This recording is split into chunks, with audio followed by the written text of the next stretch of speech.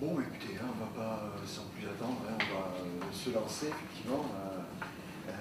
Juste peut-être deux mots avant de passer la parole à Jean-Paul Joiry, qui est notre premier invité de ce séminaire, hein, qu'on a intitulé De quoi demain sera-t-il fait. Un mot pour vous dire que, en fait, il est dans le prolongement d'un séminaire qu'on avait tenu les années précédentes, hein, également d'intervention, qui portait sur quel type de développement on peut mettre en avant pour les sociétés contemporaines. Et là, au fond, il y a à l'issue de ce séminaire, je ne parlerai pas de son contenu, hein, il y a des informations que vous pouvez retrouver sur le site d'Espace Marx, et part aussi dans celui de la Fondation Gabriel Péri, puisque ce sont des séminaires qui sont faits conjointement par ces deux organisations. Il y a une question qui nous est apparue, une première, c'était de savoir, mais au fond, il y a beaucoup d'apports qui ont été faits par les intervenants, mais une question se pose, c'est est-ce possible de le mettre en place, ce nouveau type de développement, parce que voilà, les solutions avaient été amenées dans de très nombreux propos des intervenants. Ça, c'était donc la question du possible. Est-ce que c'est possible? Et on s'est demandé, au fond, si cette question du possible, de l'alternative.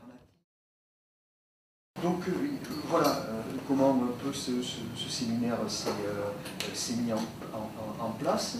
Et donc on s'est dit comment travailler cette question de l'horizon, de sens, d'espérance, avec la question de la transformation de la société aujourd'hui. Alors, deuxième aussi courte indication, parce que en regardant d'un peu plus près, il y a dans l'histoire du mouvement ouvrier et plus particulièrement communiste une acception péjorative de ce qui relève de l'utopie. À partir d'un ouvrage, ou en tout cas, si ce n'est péjoratif, qui n'est pas réellement situé à sa juste place. Je crois, enfin je vais l'exprimer très brièvement, il faudrait un plus long développement, je m'en excuse, mais c'est la question qui est la réception d'une certaine manière de ce livre de Marx et d'Engels sur le socialisme utopique, voilà, comme quelque chose qui détournait, était irréaliste, etc. Donc au fond, d'une certaine manière, une acception qui disait que l'utopie, c'était quelque chose à laquelle il ne fallait pas s'intéresser, dès lors qu'on voulait transformer réellement la société. Alors, c'est vrai que ce qui, là encore, très caricaturalement, ce qui est dénoncé, c'est le fait qu'on puisse penser une société dans le futur, à partir d'une conception idéale, et qu'on s'efforcerait de la remettre, de la faire vivre dans la société sans tenir compte de l'état réel de cette société, des contradictions, etc. Bon, ça a donné les expériences du socialisme utopique et effectivement les fins que l'on sait. Mais chez Marx, il y a une autre conception, là aussi j'exprime d'une manière très schématique, c'est au fond, c'est qu'en partant des contradictions, des tendances d'une société donnée, on peut y distinguer des projections qui nous amènent à réfléchir sur l'horizon, sur la perspective, et qui peuvent s'ouvrir là aussi de manière contradictoire dans une société. C'est pour ça que certains utilisent le vocable d'utopie concrète, qu'on peut associer chez Marx à la pensée d'un développement humain, d'un libre développement humain. Voilà donc un peu ces deux aspects. Donc voilà, est-ce qu'il y a à revoir, est-ce qu'il y a des choses qui peuvent nous permettre de réarticuler un peu différemment cette question de l'utopie concrète, pour préciser les choses, et de la transformation de la société. Donc, dans ce séminaire, je ne vous en dis pas plus, mais nous recevrons de nombreuses personnalités comme Michel Ruot-Sarcé, Yvon Quignou, Isabelle Garot, Bernard Stiegler, Philippe Corcuff, Michael Logui, Roland Bory, Arnaud Münster et Marie-Josée Monsda. Voilà, ceux qui sont annoncés dans les semaines et les mois qui viennent. Pour l'heure, je vais de suite passer la parole à Jean-Paul Joary pour une séance qui s'intitule, c'est son titre, « Le présent de l'espérance ». Jean-Paul. Allez. Alors oui, on pourrait croire que j'ai pas lu le thème du séminaire, puisque de quoi demain sera-t-il fait? Et moi, je donne comme titre à cette intervention le présent de l'espérance du centre-ville. Ça ne veut pas dire que je ne pense pas que la question posée, de quoi demain sera-t-il fait, n'est pas une grande question. C'est une question même humaine, politique majeure. Je voulais simplement consacrer cet exposé à l'examen de ce qui fait problème dans la question elle-même. Évidemment, derrière tous les thèmes dont Guy Carassus vient de parler, évidemment, qui explore cette difficulté, ces contresens possibles, ces différents cheminements. Je vais dire déjà que cette question politique, de quoi demain sera-t-il fait, il y a déjà deux dangers. Le premier danger, c'est de le lire, serait de le lire comme le font ceux qui veulent garder le système en place. Je m'explique. Ils essayent de répondre à la question en évitant soigneusement de la poser. Et on dit, voilà, demain, le monde sera comme ça. Donc, deux versions qui se complètent. Un, il faut vivre avec l'époque, le monde change, il faut changer avec, et donc s'adapter au mouvement du monde. On connaît ce discours, hein, c'est le discours quotidien de télévision, des interventions politiques de divers bords politiques d'ailleurs, hein, on sait bien. Et puis, voilà, et donc, du coup, on demande au peuple de s'adapter à ce mouvement du monde, comme s'il était déjà écrit, et du coup, le mouvement du peuple fabrique ce monde qu'on a décidé par avance comme devant exister. Alors ça, c'est le discours idéologique extrêmement conservateur. Il y a un autre discours dont il faudrait sans doute se méfier, c'est notre piège, parmi ceux qui refusent l'état des choses existantes. De quoi demain sera-t-il fait est parfois entendu comme que doit être demain. Et alors là, on décide ici et là ce que doit être le monde de demain, la société de demain, l'humanité de demain, et ça donne ce que Marx critique quand il parle de socialisme utopique, c'est-à-dire le fait d'élaborer un futur séparément des ressources du présent, et qui donc, par définition, sera irréalisable, semeur de désespérance ou de plantation minoritaire, etc. Donc il y a déjà cette question qu'il faut examiner en elle-même avant d'essayer d'y répondre, et c'est pourquoi à la question de quoi demain sera-t-il fait qui concerne le futur, avec sera-t-il fait, c'est-à-dire un sujet inconnu, neutre, j'ai titulé mon exposé d'aujourd'hui le présent de l'espérance, c'est-à-dire j'ai ramené le futur au présent, sous-entendant que tout ce futur est dans le présent, et en détruisant le sera-t-il fait par une espérance qui ne peut être que dans des sujets vivants présentement. Alors, est-ce que j'ai fait un contresens sur le thème? Je ne pense pas, enfin, je vous le propose. Est-ce que je veux réduire le politique au moral? Non plus. Est-ce que je veux réduire le collectif à l'individuel? Non, mais un non que je vais essayer de tempérer. Pourquoi pas? Pourquoi pas en venir directement au subjectif? En effet, mon titre implique que quelque chose de subjectif et de présent sont l'élément majeur de la voie qu'on peut emprunter pour penser un avenir différent du présent et pour agir, pour le créer, pour écarter les mâchoires du fatalisme dans la logique. C'est donc exactement ce que j'appelle le présent de l'espérance. Alors, pour commencer par des exemples simples, si je prends mon stylo et que je le lâche, je n'espère pas qu'il tombe sur le sol, je le sais. Si je dis de quoi la seconde suivante de mon stylo sera faite, chacun de nous ici peut le dire. Il va tomber vers le centre de gravité de la Terre, hein, avec une vitesse qui sera proportionnelle à la moitié du carré du temps de la chute. Hein. Ça va être Galilée. Hein. Donc, je n'espère pas qu'il tombe. Si je promène mon chien dans la rue, je n'espère pas qu'il lève la patte partout, il y aura l'urine dans notre chien. Je sais que comme il est régi par l'instinct, de quoi cette promenade dans la rue sera-t-elle faite dans l'heure qui suit? De cela. Je le sais.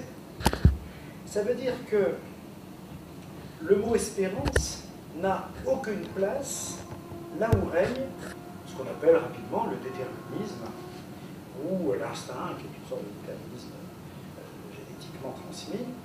Et donc, dans ce cas-là, je peux dire, c'est la fameuse sentence stoïcienne, demain sera-t-il fait de cela? Et ça, évidemment, c'est la négation du politique. Si on raisonnait comme ça, évidemment, sans espérance, donc, il n'y a pas de politique, parce que, en même temps, tout cela est absurde. Si on dit que tout est déterminé, la révolte aussi est déterminée. Alors, au nom de quoi dirait-on qu'il est absurde de se révolter, puisque tout est nécessaire? La révolte aussi, donc, on ne peut plus rien dire, ni dans un sens, ni dans l'autre. Et donc, par principe, une action suppose qu'on se jette devant, en français, c'est-à-dire qu'on se projette, une projection dans le futur. C'est-à-dire qu'on a cette caractéristique de vivre hors de nous et devant nous, qu'on appelle la conscience, et qui donc fait que ce qui n'est pas encore et peut être dans ma conscience ou dans notre conscience, ça dépend des périodes, et qu'il y a une sorte d'alimentation de mon action pour que ce qui n'existe pas encore existe. Si je suis tout seul, ça n'existera d'ailleurs jamais. Mais si jamais il y a une conjonction de ces projections, eh bien ça donnera un mouvement plus collectif, voire même un mouvement qu'on appelle révolutionnaire, comme c'est arrivé quelquefois dans l'histoire. Et donc, dès qu'il s'agit des affaires humaines, il y a de la conscience, il y a de l'imaginaire, et donc il serait incohérent de dire que l'espérance est absurde, parce que sans espérance, il n'y a pas d'action. Tout ce que nous faisons, c'est en fonction d'un futur, qui peut être absurde, qui peut être négatif, qui peut être absolument pas souhaitable, incohérent, tout ce qu'on voudra, utopique au sens négatif que tu l'as dit tout à l'heure, mais de toute façon, on ne comprend pas nos actes quotidiens sans cette dimension du futur qui se trouve dans la conscience présente. Cependant,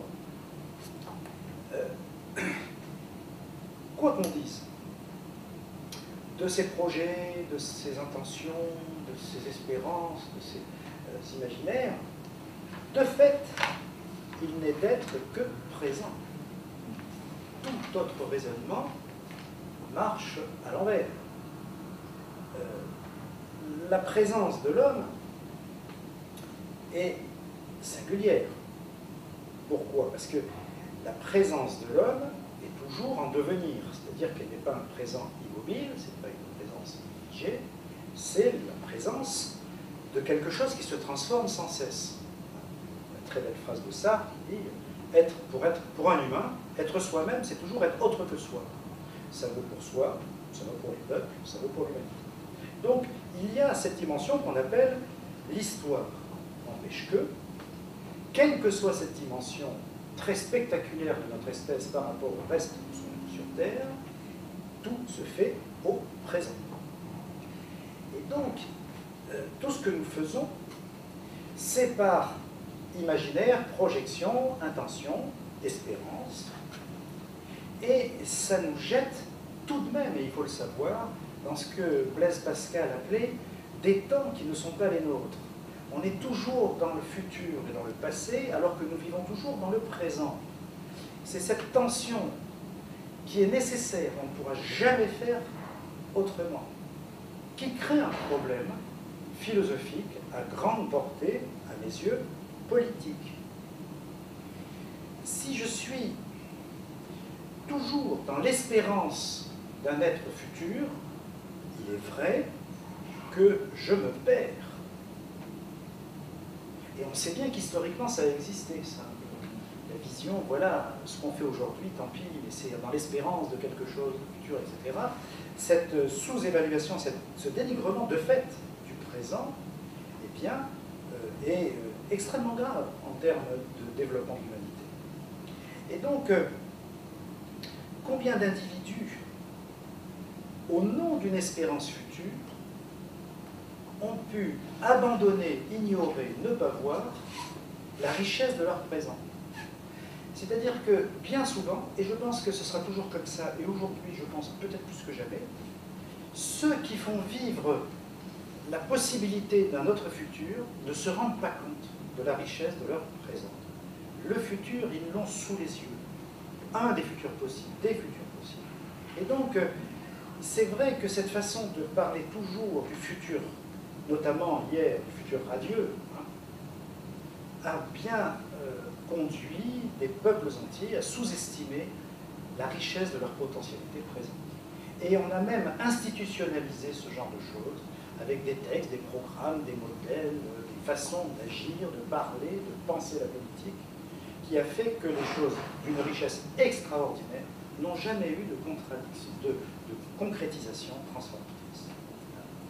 Donc voilà, en même temps, parce qu'on est toujours dans cette contradiction, on ne peut pas trouver la force d'agir individuellement et collectivement sans cette espérance. Nous sommes condamnés à cette contradiction. C'est, à mes yeux, un des paradoxes, des antagonismes même internes de toute conception du futur.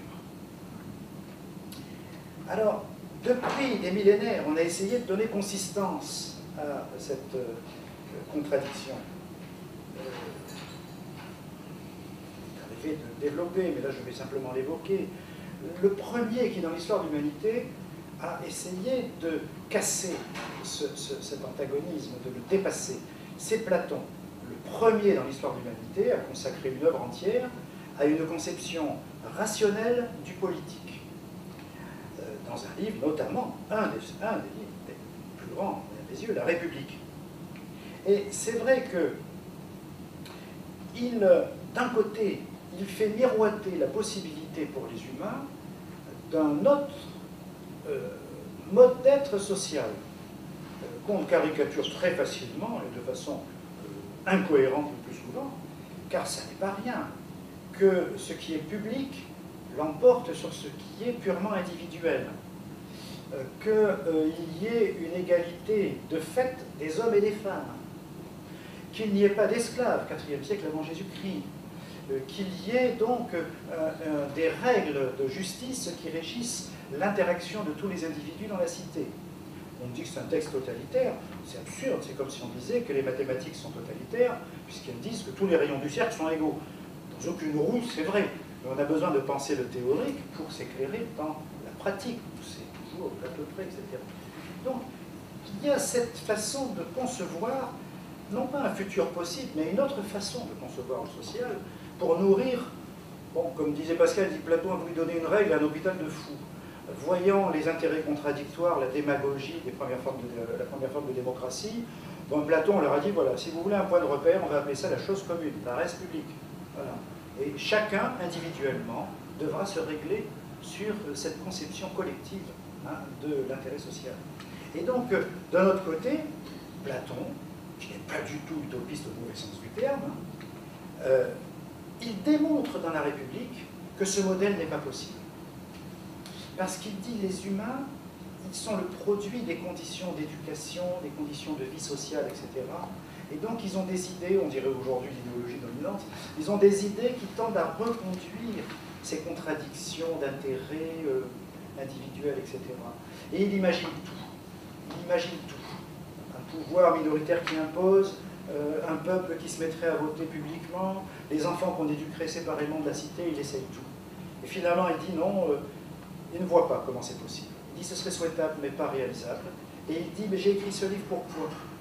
Pour donner un point de repère qui responsabilise l'individu dans sa vie personnelle. L'individu doit vivre comme un citoyen. Même si on dit que la société idéale, le rationnel, etc., commune, la République, est impossible, il faut que chaque individu essaye de vivre comme un citoyen d'une République. Et ça, je trouve que c'est une très très grande idée. La responsabilisation en toute course de l'individu pour que la société aille mieux. C'est-à-dire que c'est contre tout ce qu'on appelle aujourd'hui le cynisme. Il il y a eu des dizaines et des dizaines, dans un livre, j'en avais, je sais pas, énuméré, je sais pas, 15, 20, 30, pensées, penseurs, systèmes, philosophie, projets, programmes, qui ont essayé de résoudre ce problème. Moi, j'ai une attention toute particulière pour Jean-Jacques Rousseau. Pourquoi? Parce que lui aussi s'est attaqué au plus haut niveau à cette question on ne peut plus difficile, à savoir est-ce que le futur sera forcément comme le présent. Et dans son œuvre, Rousseau, évidemment, il écrit un livre qui pourrait en discuter, mais pour moi c'est le plus grand livre politique de l'histoire de la pensée humaine. J'évoque ici le contrat social de 1762. Je pense que c'est encore un livre d'avenir. Je pense que personne, y compris Marx, qui avait sans doute beaucoup d'autres choses à faire, n'a perçu le politique avec cette perspicacité, cette rigueur. Et je suis très étonné d'ailleurs, d'avoir sorti un livre sur Rousseau l'année dernière, de voir quel est l'impact de quelques idées que j'essaie de développer, aussi bien sur l'économie, le politique, l'institutionnel, les gens disant, mais c'est une pensée, voilà une pensée d'aujourd'hui, une pensée pour demain. Donc Rousseau, lui, s'attaque aussi à ce problème. Et il en fait une analyse extrêmement sévère, évidemment, des sociétés de son époque. Et il va très loin, parce qu'il établit une distinction qui devrait toujours nous inspirer. Il fait la distinction entre la volonté de tous et la volonté générale. Distinction que tous ceux qui veulent caricaturer Rousseau pour enterrer le jacobinisme font semblant d'ignorant. C'est une distinction très importante si on ne veut pas, comme on dit aujourd'hui, être opportuniste ou utopiste, aussi mauvais sens du terme, encore une fois. La volonté de tous, il dit, c'est ce qu'on obtient lorsque tous les gens se prononcent. C'est la somme de toutes les volontés particulières. C'est ce qui s'exprime, dit-il, par exemple, dans un vote. Je dirais, en France, on ne votait pas. Lui, les jeunes voient, donc en Suisse, il y avait déjà la votation. Donc, quand tous les citoyens votent, il y a cet agglomérat de volontés particulières, chacun vote en fonction de ses intérêts, de ses idées, de ses croyances, etc. Et on a une dominante. Ça, c'est la volonté de tous. Cette volonté de tous, son grand défaut, évidemment, c'est d'agglomérer des pensées, des espérances, des conceptions du futur qui sont enracinées dans nos passions, nos intérêts, notre éducation, voilà, nos intérêts d'organisation intermédiaire, comme il le disait, etc. Et la volonté générale. Mais la volonté générale, c'est un autre concept. Encore une fois, tous ceux qui veulent enterrer Rousseau font comme si c'était pareil, alors qu'ils passent des pages à démontrer la différence. La volonté générale, il dit, c'est ce que l'humanité devrait vouloir si elle avait la connaissance intégrale de tous ses intérêts, ce qui n'arrivera jamais. C'est comme le cercle mathématique par rapport à la roue, j'y reviens, cette comparaison. Et donc, cette volonté générale, personne ne peut prétendre la connaître. C'est ce que nous devons chercher en tant que citoyens. Tout citoyen est à la fois un individu humain avec ses intérêts personnels, etc., et en même temps membre d'une cité sur laquelle il doit réfléchir, nous dit Rousseau, dans le silence de ses passions. Nous devons essayer de penser le futur en essayant de faire abstraction de nos intérêts strictement personnels, nationaux, etc. Voilà. C'est donc non pas la volonté qui s'exprime, elle ne s'exprimera jamais en tant que telle, puisque c'est un concept, c'est ce qui s'exprimerait si on avait tous un idéal citoyen effectif, si on y arrivait. Ça veut dire que bien souvent, mais ça a dû vous arriver comme moi, il est arrivé de voter sachant que personnellement j'y perdrais plus d'impôts, plus de ceci ou de cela, etc. Être citoyen, c'est se dire que de toute façon, la collectivité a besoin, ou l'humanité a besoin de quelque chose, même si moi ça ne m'intéresse pas, ou même si j'y perds, je dois le vouloir, parce que je suis membre de la cité, et sans la cité, je ne pourrais pas vivre. Voilà. C'est cette distinction qui, pour moi, est fondamentale chez Rousseau, la distinction des deux. Voilà.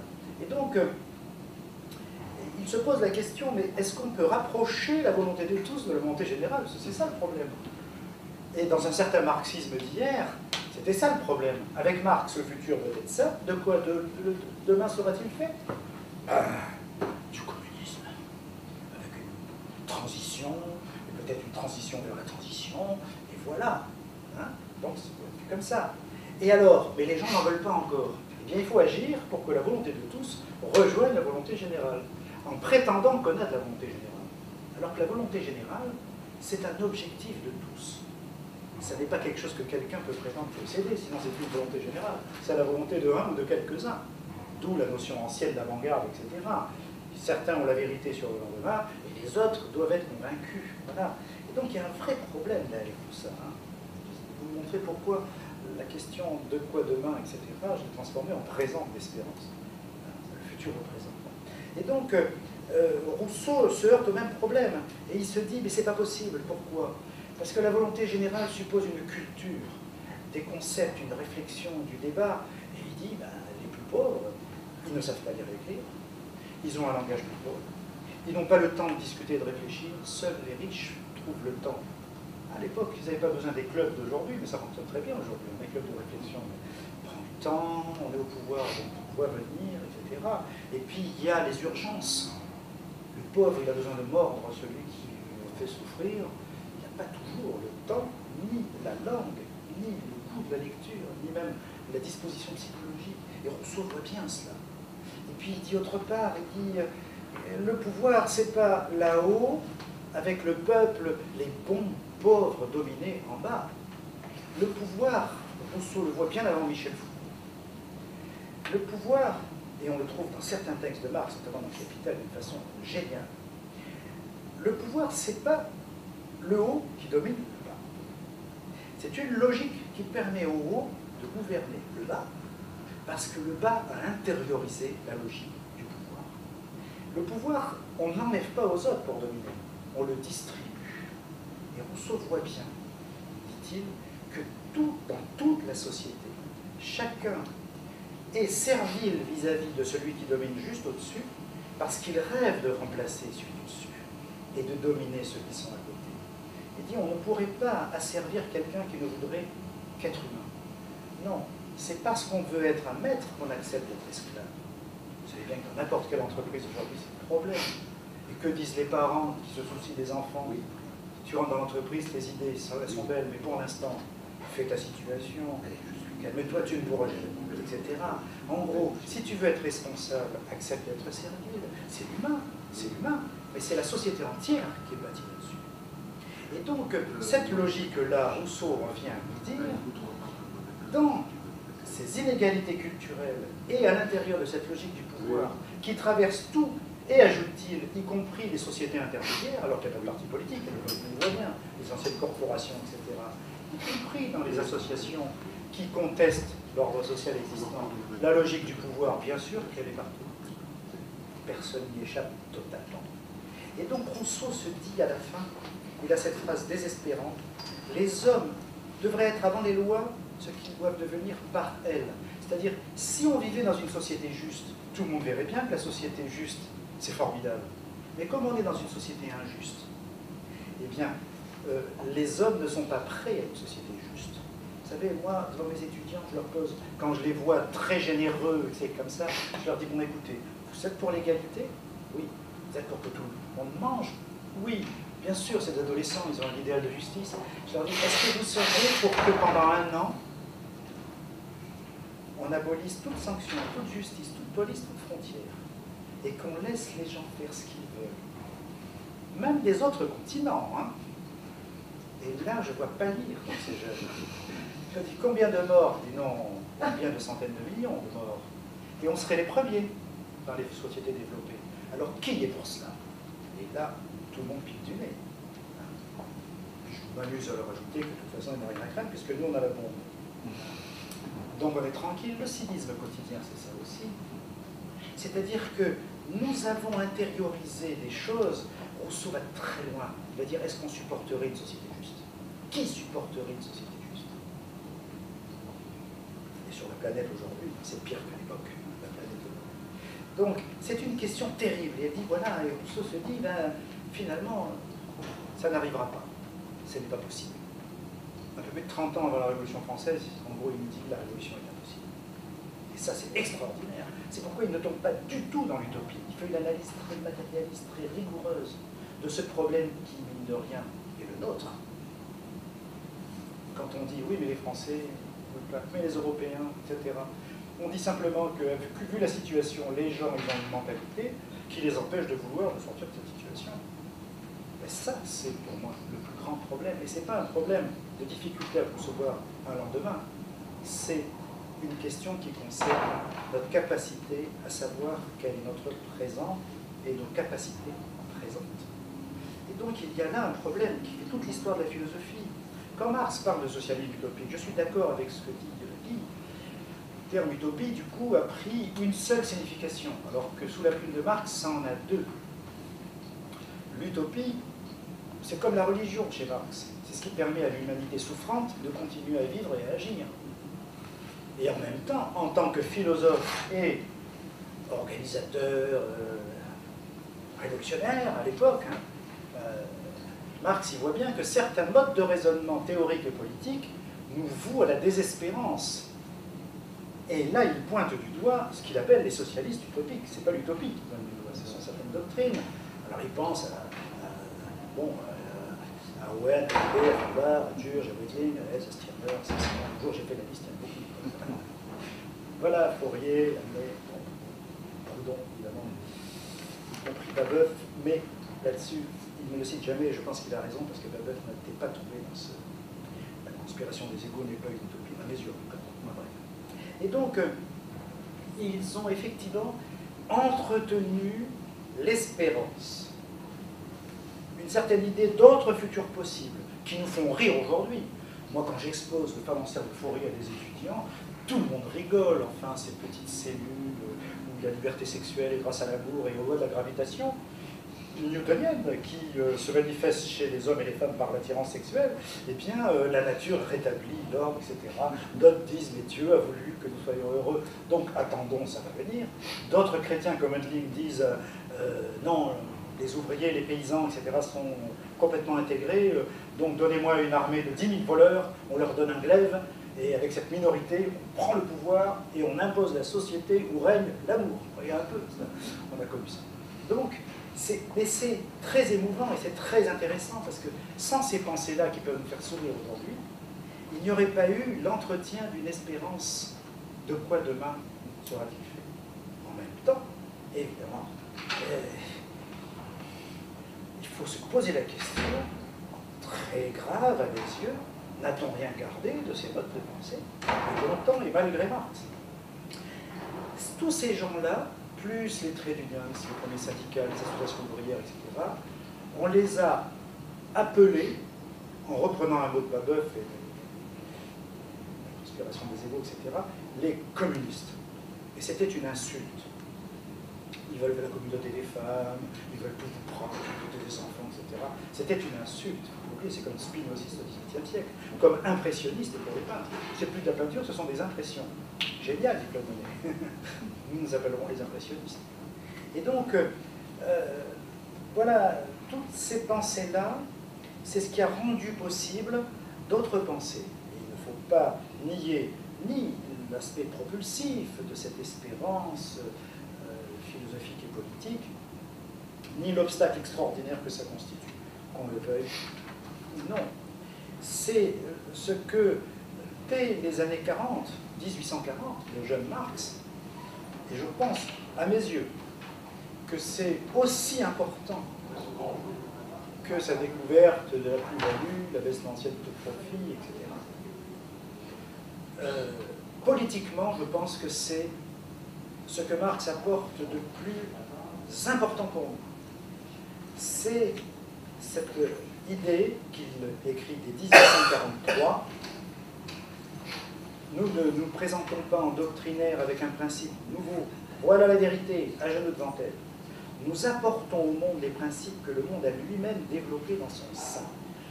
Idée que peu développent quand même. Il dit, voilà, ce que moi je prétends apporter, ce n'est pas un principe nouveau, une théorie nouvelle, un futur nouveau. Je prétends apporter une nouvelle idée, à savoir que ce ne sont pas mes idées qui vont compter. Je dois savoir ce qui se développe dans le présent, dans le monde réel. dans chaque petite lutte, chaque contestation, etc. D'où son intérêt pour les luttes paysannes au Moyen-Âge, en Angleterre, en Allemagne, en France, etc.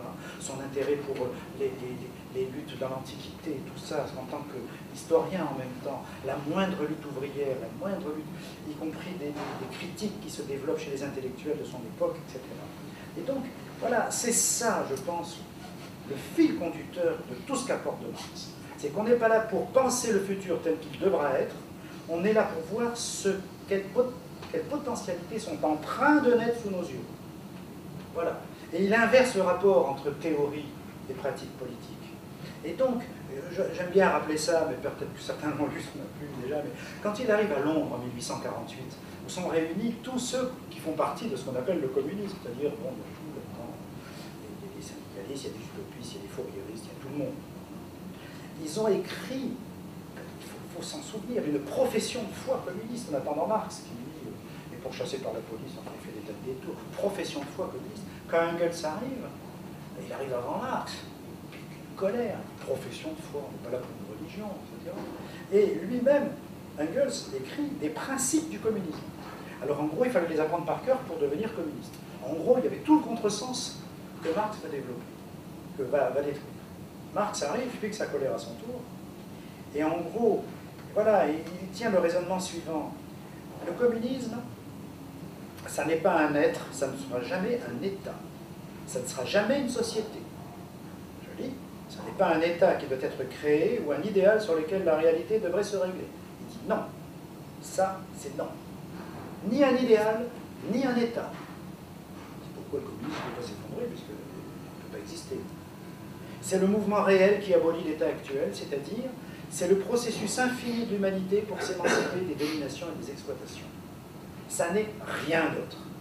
Rien. Les premiers chrétiens contre l'esclavage, c'était du communisme, des paysans chrétiens en Allemagne au début de la Renaissance, c'était du communisme. La moindre lutte d'un utopiste ou même d'un réactionnaire, qui, si jamais c'est pour libérer une liberté, etc., c'est du communisme. Ça veut dire qu'il y a dans cette attitude, et c'est pourquoi il écrit un nouveau livre, le livre qu'il écrit avec Engels, avec ce titre qui est souvent mal compris, c'est vrai, Manifeste du Parti communiste. Il n'y a pas de parti à l'époque. Il n'y a pas de parti communiste. Donc, le sens de parti communiste, c'est prendre parti, comme on dit le parti du féminisme, ou le parti du progrès, le parti de l'anticolonialisme. Le parti communiste, c'est l'engagement pratique et idéologique contre toute exploitation, toute domination. Et le mot manifeste, ce n'est pas une proclamation. Ça s'oppose philosophiquement, et en allemand comme en français, à latent. C'est-à-dire le communisme, il est dans le monde, en acte, à travers toutes les luttes, toutes les dénonciations, etc. Et il faut le rendre manifeste. Il faut le manifester. Et donc ce texte, ça consiste, c'est l'illustration de ce qu'il écrivait 5 ans plus tôt, à montrer aux ouvriers, aux prolétaires, aux paysans, aux intellectuels, etc., qui sont en train de contester le capitalisme, la signification de ce qu'ils sont en train de faire. C'est donc pas un programme, c'est la mise au clair de ce que le monde est en train d'inventer. Et c'est pourquoi la première phrase, mais ça Derrida a fait un livre entier là-dessus, mais bon, c'est clair, c'est une référence à Hamlet. La première phrase du manifeste, c'est un spectre hante l'Europe, en référence au manifeste. Un spectre, c'est quoi? Ben, Hamlet, il est là, son père est mort, il voit son père. C'est ça, le spectre de son père. Alors, il l'est ou il n'est pas? Il l'est, puisque c'est un spectre, mais le spectre, c'est quelqu'un qui n'est plus. Et le communisme, c'est ça. C'est-à-dire que ça n'a pas d'être, le communisme. Il répète ce qu'il disait dans l'idéologie allemande en 1945, ou dans sa lettre à Rutsch en 1943. Le communisme ne peut pas être. Le communisme est un processus universel. On y concourt plus ou moins selon les jours, etc. Donc, il y a ce mouvement qui donc crée du futur. Voilà. Lui, il a sa réponse à la question de quoi demain sera-t-il fait. Il sera fait de ce que les peuples en auront fait. Et chaque être humain doit se poser la question, quelle humanité est-ce que je veux être? Et donc chacun concourt. Mais ce sont des individualités qui n'ont pas forcément la même idée de l'humanité de demain. Le futur, demain, ce sera la résultante de ce processus. Mais ça ne sera jamais un état immobile. Et donc, c'est ce que Sartre dit très très bien à l'époque, les marxistes de l'époque l'ont traité de tout, alors que c'était l'essence même du marxisme, hein, la libération, quand il compare justement la révolution à l'art. Il dit, le tableau que fait un peintre, il n'est pas dans sa tête avant, il n'a pas déjà conçu ce que serait le tableau, il le fait touche après touche. Il se dit, tiens, il faut que je remette du bleu ici, ah ben non, là, à ce moment-là, il faut que je mette du vert, etc. Il dit, l'histoire, c'est ça. C'est-à-dire qu'à chaque étape, chacun se demande ce qu'il fait, et on ne dit pas que c'est n'importe quoi, parce qu'il n'y avait pas un plan avant, comme dans la technique. La technique, ils font un plan, etc. C'est créé au fur et à mesure, ça n'est pas écrit à l'avance, et pourtant ce n'est pas du n'importe quoi. Voilà. Parce que c'est une histoire qui se fait collectivement. Et je pense que, à l'époque, on a dit que Sartre et Merleau-Ponty, l'autre, qui était membre du Parti communiste d'ailleurs à l'époque, on a renvoyé d'ailleurs, on a traité d'avant américain, rien moins qu'un des 5 plus grands philosophes du XXe siècle, qui était très très bon marxiste, comme Sartre d'ailleurs à l'époque, on disait qu'il désespérait le peuple. Désespérait le peuple. Pas seulement parce qu'il dénonçait le sadisme, etc. C'était pas... Bon, il y avait ça, bien sûr. C'est parce que, je vais dire, une citation de Merleau-Ponty, Maurice Merleau-Ponty, peu connu, qui reprend la métaphore de l'artiste. Il dit, le mouvement révolutionnaire, comme le travail de l'artiste, est une intention qui crée elle-même ses instruments et ses moyens d'expression. C'est une intention qui crée ses instruments et ses moyens d'expression. Et le problème qu'il pose, c'est celui de la prétention à détenir la vérité. Qu'à l'époque, et pas seulement en Union soviétique, eh bien, ceux qui se réclamaient de Marx, et qui enterraient l'essentiel du marxisme, il faut bien le dire, et tranquillement, pour la plupart, certains non, mais il faut bien savoir, ce sont ceux qui ont été exclus, il faut bien regarder les textes. C'était le problème de la vérité. Qui prétend détenir la vérité en politique? Étant donné que l'enjeu, c'est un futur créé par tous, et qu'il n'est donc écrit nulle part, il y a cette phrase de Merleau-Ponty qui, personnellement, est une boussole pour mon activité citoyenne. Je lis, « Notre rapport au vrai passe par les autres. Ou bien nous allons au vrai avec eux, ou bien ce n'est pas au vrai que nous allons. Il n'y a pas d'autre vérité historique que celle que, collectivement, on invente en chemin. » Ça, c'est quelque chose que, aujourd'hui, on voit mieux avec des expériences des modélisations du socialisme avant, et puis la logique programmatique, etc., après, etc. Est-ce qu'on en tire toutes les leçons? On n'en tirera jamais toutes les leçons, mais il faut vraiment y réfléchir encore, ce rapport au vrai. C'est tous ensemble qu'on va vers le vrai. C'est pas un vrai auquel on demande de se rapprocher des autres. C'est pour ça que j'ai jamais aimé l'idée de « on est à la croisée des chemins », parce que ça suppose qu'il y a des chemins. Vous savez, si on est dans un champ, s'il y a déjà un chemin, on le prend, parce qu'il existe déjà. Donc le point d'arrivée existe déjà. Si on raisonne comme ça en politique, on est mort. Ou alors on dit, il n'y a pas de chemin. Donc moi je passe là, et puis Guy va passer à côté. Et puis vous allez marcher au même endroit que moi, et puis tous les autres vont passer de son côté. L'histoire, ce sera le chemin qui a été fait par 5 sur 8 ici. C'est-à-dire que l'histoire, il ne faut pas le penser comme un chemin. On dit la croisée des chemins. Moi je veux bien, je vois vaguement ce qu'on entend par là, mais ça veut dire qu'il y a des alternatives à chaque seconde, mais alors c'est des chemins, hein, chaque pas. Le chemin, il s'invente parce qu'on passe dessus. C'est ça la grande idée de Merleau-Ponty et de Sartre, qui ne se relève pas de Marx, mais je vois pourquoi, comme disait Marx, je ne suis pas marxiste, il disait. Il faut voir, ce qu'il y a d'important chez Marx, c'est essayer de le faire vivre, c'est ça, il me semble. Ça veut dire que, à partir de là, le chemin, il dépend de chacun de nous. De quoi demain sera-t-il fait? Je ne sais pas. Mais moi, j'ai envie de prendre ce chemin-là. Et puis on verra le lendemain. Si je suis tout seul, ça va être dur. Voilà. Vous savez, c'est l'histoire de celui qui dit « je vais pas à la manif, faire cette manif parce qu'il n'y aura personne ». Si tout le monde se dit ça, il n'y aura personne, il dira « tu vois, j'avais raison ». Vous comprenez? Le futur, on l'invente par l'idée qu'on se fait du futur. Il faut toujours se dire ça. Et voilà. Et donc, il faut renoncer aux fausses certitudes. Donc, plus de certitude, admettons. Est-ce qu'on est aveugle? Mais non. L'absence de certitude définitive en politique, ça s'appelle la liberté. plutôt le processus de libération. Les humains ne sont pas régis par l'instinct, comme le stylo dont je parlais au début, ou le chien qui se promène dans la rue et qui lève la patte partout. Voilà. Il y a une impossibilité, mais essentielle, à répondre à la question de quoi demain sera-t-il fait. Parce que ça tient à l'essence même de l'histoire humaine. Et c'est donc une très bonne question à poser, parce que chacun doit se situer par rapport à cette prétention à dire de quoi il sera fait, et même y a-t-il une réponse à cette question tant qu'on n'a pas analysé la question elle-même. Et donc, il reste quoi aux humains? Alors il reste, on ne peut plus croire en rien. Il reste une chose importante, l'espérance en soi, la foi en soi-même. Le jeune Marx, c'est ça qui est intéressant chez le Marx. Il dit voilà, la religion, hein, c'est le soleil que l'homme invente pour tourner autour de lui, tant qu'il n'a pas appris à tourner autour de lui-même. L'espérance en soi, ce que Hannah Arendt appelle la promesse. Il dit la promesse, l'engagement. Voilà, je veux que ma vie ce soit ça. J'ai des convictions. Avec d'autres, on a fait ça. Je pense que ça c'est juste. Je vais me prendre plein la figure. On ne sera peut-être pas beaucoup, mais je reste là. Je sacrifie pas ça à un petit arrangement d'un moment ou une petite coupe de l'autre. Non, non, non. Un petit intérêt partiel. La promesse, c'est finalement le seul futur dont il ne dépend que de moi, que ce soit tenu. C'est la seule façon de prévoir le futur, c'est de tenir ses propres promesses. Avoir, voilà, il dit c'est le seul moyen, Arendt dit, de dominer l'obscurité des affaires humaines. Je trouve que c'est beau ça, et puis dans une période comme aujourd'hui, c'est essentiel. L'îlot, c'est un îlot de certitude dans un océan d'incertitude.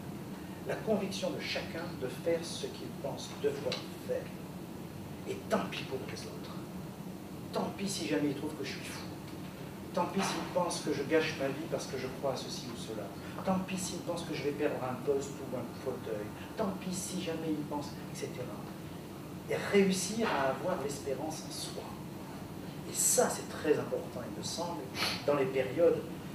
Voilà, ce que Ernst Bloch appelait le principe espérance, je vais reprendre ce que Guy disait tout à l'heure, ça n'est pas d'utopie. Enfin, il en disait, on en parlait avant ensemble. Ça n'est pas de l'utopie. C'est de l'utopie concrète, comme on dit, l'utopie vivante, je préfère. C'est l'idée qui... Utopie, ça veut dire sans lieu, utopia.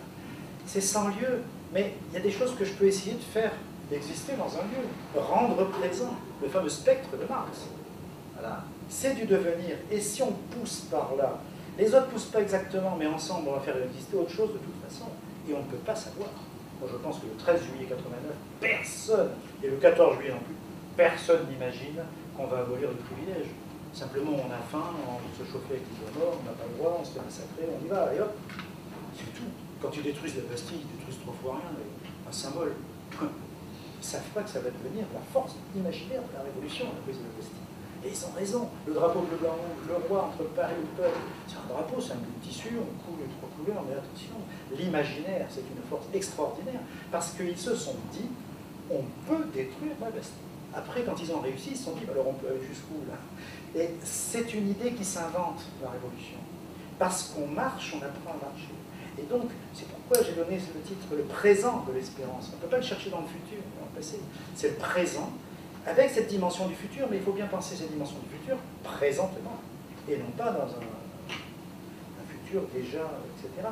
Et aujourd'hui, finalement, ce qu'on appelle peut-être dépolitisation. Ces mouvements qui claquent partout, ces jeunes qui ne veulent pas, dès qu'il y a un homme politique qui arrive, on crie à la récupération, etc. Et on dit des façons de récupérer qui consistent à dire je viens, mais pas pour vous récupérer, pour vous soutenir avec les caméras autour, on voit très bien ce que ça veut dire. Tous ces millions de personnes qui, aux yeux anciens, se dépolitisent. C'est peut-être une mutation totalement salvatrice de ce processus. Il y a certains qui ne veulent plus du tout rentrer dans une organisation. Est-ce qu'ils se dépolitisent? Pas forcément. Peut-être qu'ils sont en train, eux, d'inventer leur nouvelle façon d'être citoyens révolutionnaires. On le saura plus tard, tout ça. Et à chacun de se demander pourquoi ils ne se reconnaissent pas dans des organisations alors qu'ils ont des aspirations extrêmement révolutionnaires. C'est comme ceux qui ne votent pas. J'arrête pas de rencontrer des gens qui votent, de toute façon, moi je vote plus. Et quand je discute avec eux, je m'aperçois qu'il n'y a pas si longtemps, ils auraient voté révolutionnaire. Ça veut dire que ce n'est pas par un déficit de politique, c'est par le fait que le futur, quand il frappe à la porte, par définition, il ne peut pas se reconnaître dans des choses qui existent déjà. Et donc, c'est comme ça que l'histoire marche. C'est comme ça que la création historique se concrétise. Eh bien, c'est, pour moi, cette façon de se comporter, j'aime bien l'incarner dans un personnage antique qui s'appelle Diogène, et qui disait « Rien entre le soleil et moi ». La démocratie athénienne, c'est la décadence et les massacres. Il avait raison. Les guerres, on massacre une cité entière. Tout, femmes, enfants, tout. Parce qu'on a refusé de s'allier à Athènes, etc. Alexandre le Grand, grand assassin devant les grands assassins, civilisateur et assassin, enfin, d'une cruauté extraordinaire, demande à voir Diogène, qui disait qu'il ne dépendait que de lui. Et Alexandre le Grand disait, si je n'avais pas été Alexandre le Grand, moi qui possède la terre entière, j'aurais voulu être Diogène. Lui, il se possède. Et leur rencontre est merveilleuse parce qu'il traverse toute la Grèce, il arrive à Athènes, on lui dit non, Diogène n'est pas là. Alors il va, il est où? À Corinthe. Alors il va à Corinthe avec tout son armée, ses machins, sa musique, et tous les disciples de Diogène qui tremblent. Et il dit, il est où? Bah, il fait la sieste sur la pierre, parce qu'il était tout nu sous son manteau. Ah bon? Il n'ose même pas l'appeler, il sait qu'il ne viendra pas, il est trop indépendant pour ça. Donc il va là-bas, avec son cheval, il arrive, il le couvre de son ombre, et il lui dit, moi Alexandre, demande ce que tu veux, je te donne. Il dit, n'importe quoi? C'est n'importe quoi, devant tout le monde, je m'y engage. Tout ce que je demanderai, parole d'Alexandre, à l'heure de toi de mon soleil. Et il fait faire un pas de côté à son cheval. Rien entre le soleil et moi, même le pouvoir politique. Aussi massacreur qu'il soit à l'époque, parce que tout le monde s'attend à ce qu'il soit massacré, Alexandre tourne et rentre chez lui. Il a ce qu'il veut. En gros, l'univers est partagé en deux propriétaires. Alexandre qui possède le monde et Diogène qui se possède lui-même. Moi, j'y vois un symbole d'avenir. Je suis désolé, mais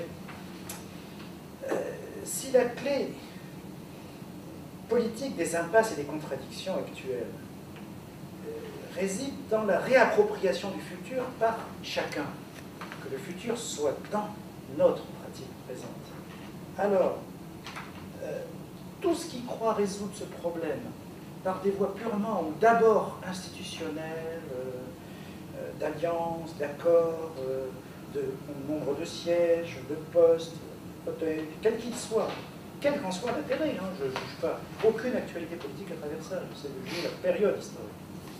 Ça fait maintenant obstacle. Ça n'était pas avant, ça faisait des points d'appui, maintenant ça fait obstacle. Sauf s'il y a un mouvement populaire qui l'exprime. Mais je ne pense plus qu'on puisse individuellement, ni même en tant qu'organisation, quelle qu'elle soit, se dire ça c'est bon pour l'avenir de notre peuple. Si ça ne vient pas d'un mouvement présent, d'espérance active, ça fait obstacle. C'est peut-être injuste, mais qui va dire qu'une chose juste, qui n'est pas comprise et qui fait reculer en arrière, c'est bien? Encore une fois, la vérité, c'est tous ensemble que nous y allons. Autrement dit, la créativité populaire, de toute façon, forgera l'avenir de notre société et du monde. De toute façon. Quel qu'il soit, c'est ça qui est terrifiant. Quel qu'il soit, et ça peut être terrifiant parfois. Donc, à la question de quoi demain sera-t-il fait, il n'y aura jamais de réponse. Il n'y aura que déjà des réponses à éliminer, des réévaluations de la question, mais le fait que cette question ne puisse pas avoir de réponse constitue une réponse.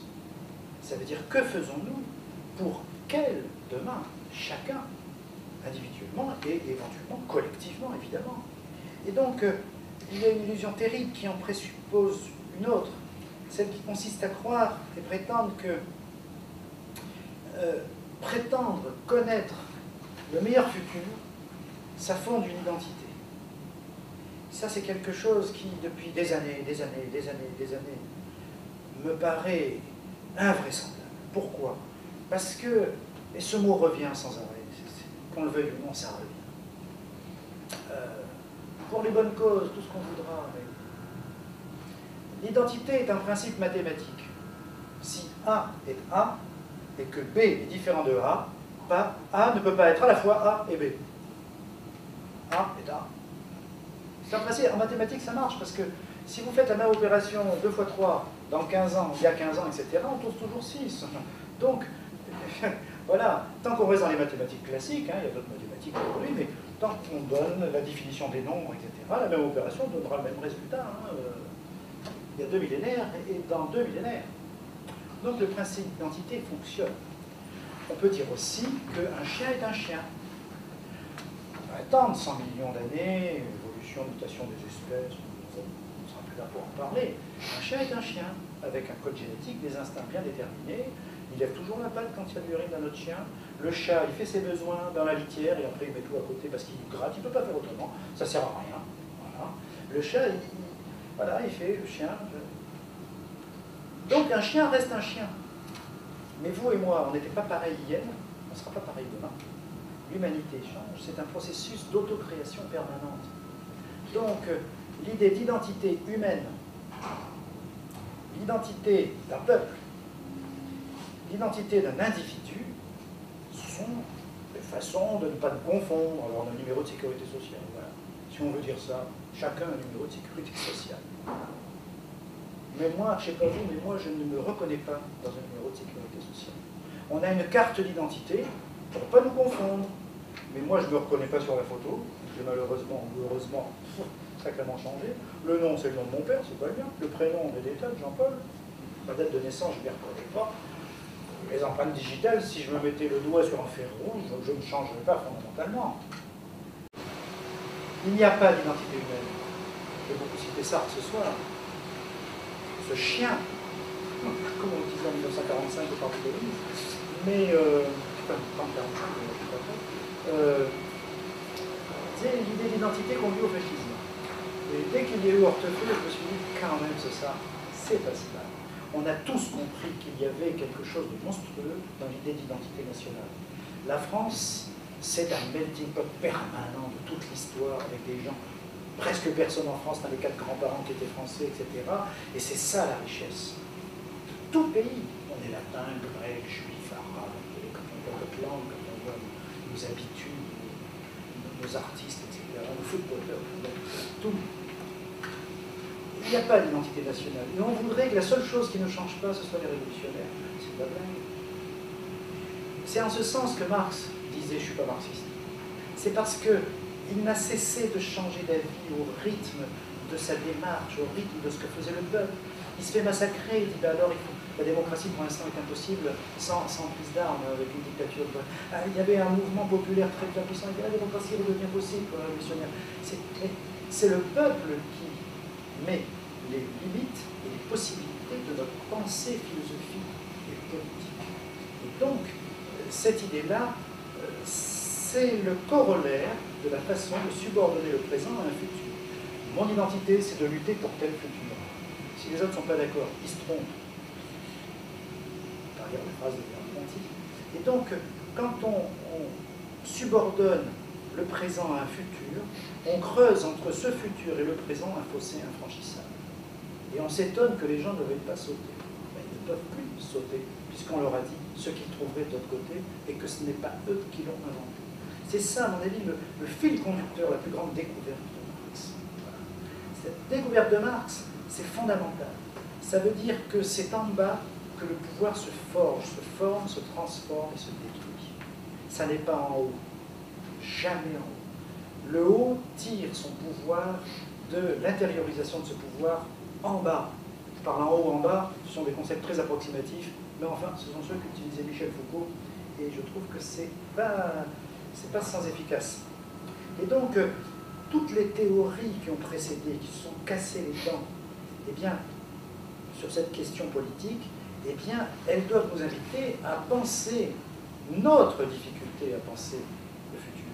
Les difficultés politiques, les difficultés de nos imaginaires, les difficultés des luttes sociales, les difficultés de création culturelle et de créativité philosophique, c'est à l'intérieur, à mon avis, de cette façon de ramener tout le futur à l'espérance présente et aux actions présentes. Si on modifie ça, on remet à l'endroit le politique. Je pense que beaucoup a été fait ces dernières années, mais je serais très étonné qu'on puisse montrer qu'on en a tiré toutes les conséquences. On pourrait citer la vie politique, on est déjà là pour ça, hein. Mais il y a quelque chose de fondamental, c'est tellement fondamental, ça remet tellement en question de choses, qu'on est révolutionnaire, mais pas pour révolutionner ça. ça, c'est sans doute un des plus grands problèmes du processus révolutionnaire. C'est que s'il faut tout changer, la conception de la révolution, on se dit, mais il vaut mieux faire ce que nous savons faire, comme on l'a dit à une certaine période, etc. Et donc, je vous ai expliqué pourquoi mes raisons à moi de transformer la question de quoi demain sera-t-il fait, concerner un futur et collectif, en présent de l'espérance qui ramène au sujet et au présent toute cette dimension.